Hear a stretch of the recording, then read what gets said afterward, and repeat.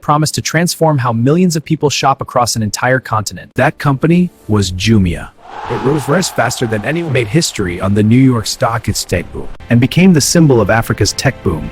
But just as quickly as it rose, the cracks began to show. Losses mounted, markets collapsed, investors fled. What went wrong?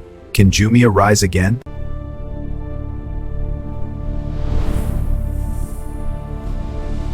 The story begins in 2012. Two entrepreneurs, Jeremy Hodara and Sasha Ponyanik, saw an opportunity few others understood. Africa had a young population, rapidly growing internet access, and millions of people buying their first smartphones. Their idea was simple: build an online marketplace that could serve the entire continent. Starting in Nigeria, Jumia expanded at lightning speed. Within just a few years, it entered Egypt, Kenya, Morocco, Ghana, and Ivory Coast. They built an ecosystem: logistics, food delivery, travel bookings, and even a payment system called Jumia Pay. For a brief moment, Jumia looked unstoppable. Investors were excited. Africa had over 1 billion people and e-commerce penetration was still tiny. The opportunity looked enormous. Then came the moment that changed everything. In April 2010, Jumia made first startup to list on the New York Stock Exchange. But building an e-commerce giant in Africa was far harder than investors imagined. Many customers preferred cash on delivery, increasing cancellations and returns. Jumia was burning enormous amounts of money. Delivering a package in Lagos or Nairobi could take hours through traffic and poor roads. Ultra-cheap imports flooded the market. Global competitors began eyeing Africa's growing consumer base. Markets exited: Cameroon, Rwanda, Tanzania, South Africa, Tunisia, Algeria. The stock price crashed. Between 2020 and 2023, Jumia began retreating.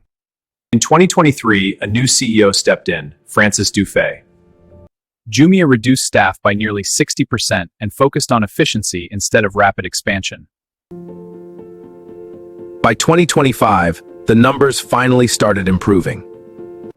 The company now aims to reach break-even by 2026 and potentially profitability by 2027. Jumia's story isn't just about success or failure.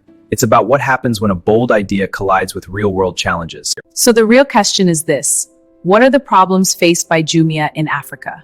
Many African cities have limited delivery infrastructure. Roads are often congested, and home addresses are sometimes before finding the correct location. Another major challenge is payments. Many customers frequent order cancellation instead of delivery arrives. That creates huge financial losses. To solve these challenges, Jumia had to build its own logistics system. Over time, the company accumulated billions in losses. Jumia expanded quickly across Africa, but many markets were not profitable, leading to exits. As if the challenges were not enough, new competitors entered the market: Temu, Shein. This increased pressure on Jumia. Business lessons from Jumia.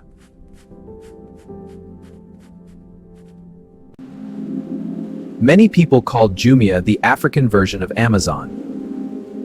But what works in one environment doesn't always work in another. In many African cities, there are no clear addresses, and delivery systems are still developing. Don't copy business models, adapt them.